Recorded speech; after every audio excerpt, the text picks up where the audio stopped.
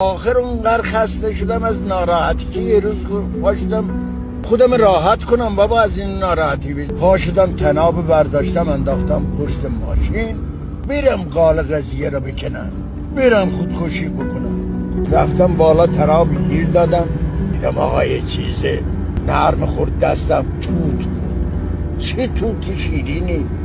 یه وقت دیدم هوا داره روشن میشه، آفتاب زده بالای کوه رفیق. چه آفتابی، چه منظره، چه سبززاری. یه وقت دیدم صدای بچه ها میاد، گفتن آقا درخت تکون بده. درخت تکون دادم، اینا خوردن. من که میکردم یه توت ما را نجات داد. توتو خوردی و همه چی هم خوب شد؟ خوب نشد، فکرم عوض شد.